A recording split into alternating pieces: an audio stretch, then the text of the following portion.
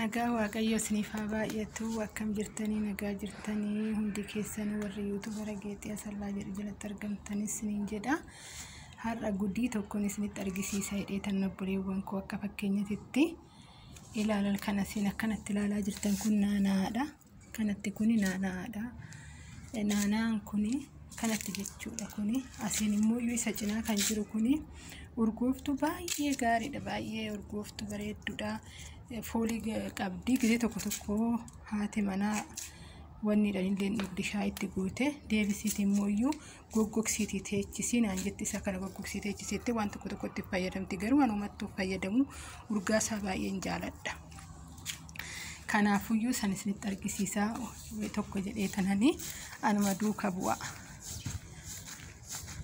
Ilaa biqiltuun achitti isinitti argisiise kuni akkuma achi san jiraa ture laal kan amma goggoge kun jechuudha. Akkuma achi amma isinitti jiidhaa isinitti argisiise san uggaan bakka kana fidu kunillee jechuudha. Xiqqoo kunillee goggoguu heda amma baay'ee jiidhaa baay'ee bareedaa magariisa ture yeroo sanitti maalan godhee bakka kana laal isinitti mul'ata. Argiisan kun jidduu argiisaa kanaatan jidduu lafa kana kun argiisaa kanaatanan jidduu kana keessa godhe kunuuti laal argiisaan asiin jira.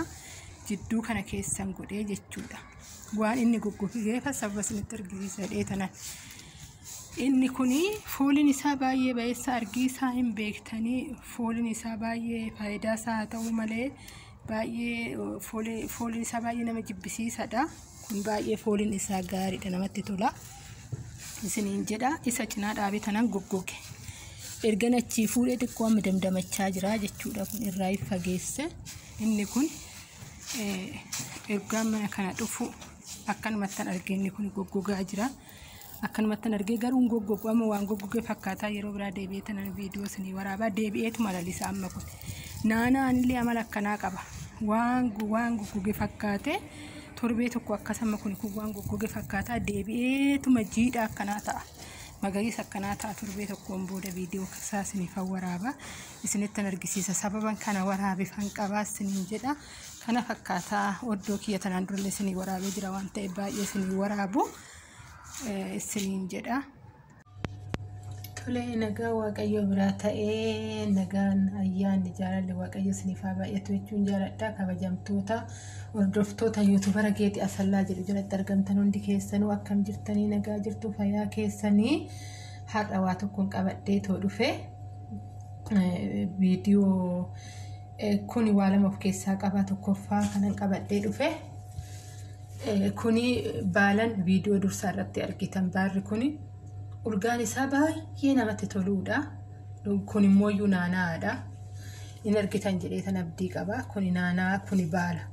Viidiyoo duraati irratti waraabee viidiyoo ani sagalee kee dhumarra dhaggeeffattu viidiyoo garuu jalqaba waraabitan jira. Isa dursaa isa laaltu viidiyoo laaltanii sagalee koo dhaggeeffattu jechuudha. Dhumarratti waraabe sagalee koo erga viidiyoo waraabe maalifan kana fudhadhee obboleewwan koo jettan laan jarri kun lamaan garuu maqaa adda addaa qabu. Maqaa adda addaa qabu. Fooliin isaanii lachuuyyuu foolii baay'ee namatti tolu, foolii baay'ee urgaadha. Waan nama ajaa'ibu keessaa jechuudha. Wal cinaallee yoo dhaaban homaan ta'u baay'ee namatti tola. Garuu akkuma viidiyoo jalqabaati irratti ilaaltanii eeritii yookaan immoo argiisaan jedhamu sun foolii kana hin balleesse, in ajjeese ilmaayyuu in ajjeese jechuudha. Kanaafuyyuu nuyi amma jireenya keenya keessatti fudhadha jedhee tanan waan kana maal ho'ettanii jireenya keenyallee wanni nuyi hin barbaachifne wanda oolman keenya wajjin hin deemuu hin qabne wajjin ho'ollee akka baala kana eeritii sun yookaan immoo argiisa sun hacuucee ajjeese sanitti akkana jirru kana jireenya keenya akkana lalisaa kana nu jala ajjeesaa jechuudha. Maalifani oolmaa keenya maal wajjin akka oolu iddoo kam akka oolu iddoo kam akka dhaabbannu akka laallufan wanni kana qabadhee too dhufe baala kanan jechuudha. Baay'ee urgaa shaayidhaan nunnaa kunillee akkuma viidiyoo jalqaba irratti dubbadhetti baay'ee kan urgaa'u argaa namaatti illee baay'ee kan toluudha. Nus akkasuma fooliin keenya gaarii kan nama biratti fudhatamuu qabnu taane garuu oolmaa keenya foolii keenya jiidhinsa keenya balleessuu hin qabnu. Bakka dhaabbannu of laaluu qabna jechuufan obboleewwan koo kana fakkaataa yaada xiqqishuu tana keessaa waa wattan jedhee tallaalaa magariisa kana taanee osoo jirru oolmaa keenyarraa ka'ee akka of hin balleessine kan jedhuufani isiniin jedha kana fakkaataa isinitti mul'ata sirriitti akka mul'atu wanni godhee maaliif viidiyoo baay'ee waraabuna komattanii asumaan dhiifaman isiniin jedha obboleewwan koo akkanatti nullee urgaan keenya akka tolu iddoo nu dhaabbannu iddoo gaarii akka ta'uu qabu. Iddoo nu dhaabbannu kan nu fakkaatu wajjin meeshaa wal fakkaatu wal biratti fannisan jedhe Oromoon kan nu fakkaatu wajjin dhaabbachuu akka qabnu kan nu fakkaatu wajjin ooluu akka qabnu kan jedhu irraa kan ka'een kana fakkeenya qabadhee dhufe asumaan immoo iyyuu kana gorsa kana isinitti haasa'a isinitti mul'ata jedheetiin abdii qaba yoo isinitti illee mul'achuu baate akka mul'atutti godha har'a akka isinatti hin qabamnetti jechuudha daakuun kuni bullaadha ani ufumaa kiyyaafanii akka ximitiitti akka bulluqaatitti hojjetadha jedheetan kun immoo dalaa habishiidha isinitti mul'ataa miti habishiidha duddaafillee shaggaadha batalee shamarran dhugaa duddi nutti dhufe duddi keenya nu dhukkuba waan ta'eef daa'imallee taanii xiqqaa taanee jechuudha duddi keenya nu dhukkuba waan ta'eef waan akkanaa kan akkatti fayyadamnu asumaan burcuqqoo kubbaayyaa tokko sirriitti isinitti mul'ata jedheen abdii qaba kanaan dura waan himattaniif obboleewwan koo asittan naqadha bireestii qopheeffadhe kanatti naqadha ofuma kiyyaafan amma godhadha jedhee kananii malee naa isaanii fi miti isaanii odoo ta'e waan guddaattan hojjedha asitti naqadhee jira ibiddan qabsiisaa jechuudha ani xiqqishuma ishiitan hojjetadha jedhee kan ofumaa kiyyaa akka isinillee irraa bartan jedhee kanaan asumaanii xiqqoo ho'u aannan jechuudha aannan akka asittan makee ammas salaa jechuudha asumaan immoo gaafa biyyallee garbee bullaa akkas qopheessuun nama dhibaa bittaatti illee waan akkanaati jechuu dandeenya dhugaan isiniin jedha ijoollee Oromoo shamarri jechuudha dhiirri illee hoo dhaggeeffate haadha manaa ofiitii godhe rakkoo tokko hin qabu dhugaa rakkoo tokko hin qabu maaliif haadhuma manaa isaa har'a humna akkanatti qabdu tana yoo kunuunfate haga dhumaatitti humna akkanaa humna daa'ummaa humna ijoollummaa kana qabdiif waan ta'eef abbaan manaatillee haadha manaati waan akkanaa raawwate rakkoon qabu wanni jechuudha jireenya namaa keessatti iddoo guddaa qabu aadaa keenya keessatti aadaa Oromoo keessatti wanni garuu amma akka wanni sitti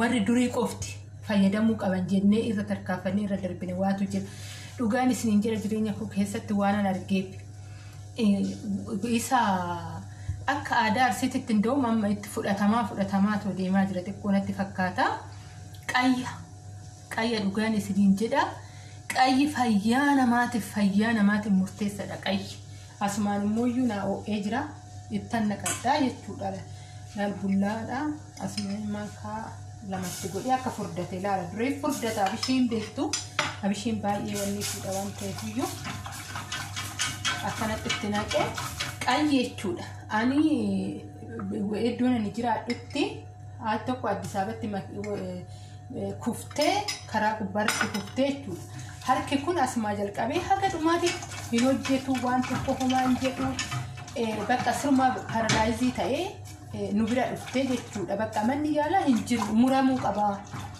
qaba bafulsuun harki kee kunii jedhanii ni turan achi bakka ishiin nama mursiisaa garuu asitti mursiisu asitti nama waan hin qabneef jettee abbaa manaa ishiitiin mari'attee dhuftee jechuudha karaa iddoo nu jirruutitti dhuftee bakka ogeeshatu jira ogeesha haati sun dubartii Harsiiti maali jettee maal taatan kana mara haga ammaa dirasii akkamitti akkatti tursiistan jettee haati kun bishaan itti qicadha bishaan akkamanii turfatee jechuudha bishaanatti qicadha hunduu waa'ee haati sussukkumtee fi qayya san qayyachiistee waan nama ajaa'ibu keessaa harki sun deebi'ee fi hojjetee sirmaa waan kuftee too cabdeeyyuu hin fakkaattu inumaa ishiin nama guddoodha daa'ima xiqqishuu kanatti deebitee karaa mana ofii galtee jechuudha nu bira baay'ee turtee achumatti fayyitee achumatti wal'aannee waan nama ajaa'ibu erga seeni qayya iddoo guddaan qaba amma nuti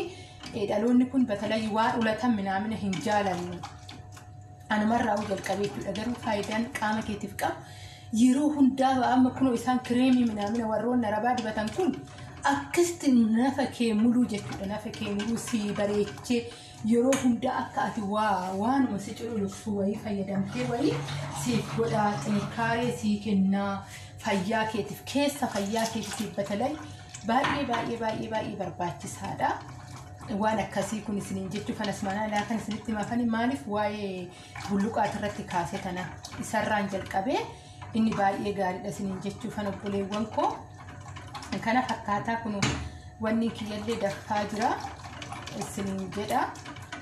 Kanaafiyyuu of kunuunsaa yoo biyya galtanillee akka ammaa kanaa miti gaafa dhallee qaamni keenya muruun akka ammaa kanaa miti waa baay'ee nama barbaachisaa. Kanaafiyyuu akka warra kanaatitti of laaluu hin qabne miti isaanii hojiin hojjetan waan ta'eef nu biyya keessatti illee taanan osuma sarraatanyaadha qabaannee akka isaanii kanatti rafne jechuudha osuma hojjettuudha qabaanne. Kanaafiyyuu of laaluu of kunuunsuu waan dhangala'oo adda addaa waan akkanaa kan akkasuma immoo garbuu hojjetatanii waan akkanaa kana fayyadamuun baay'ee gaariidha isiniin jedha obboleewwan koo. Kana fakkaataa wannichi isiniin jedha akkasinitti mul'atu inni kunuu kanatti ifama.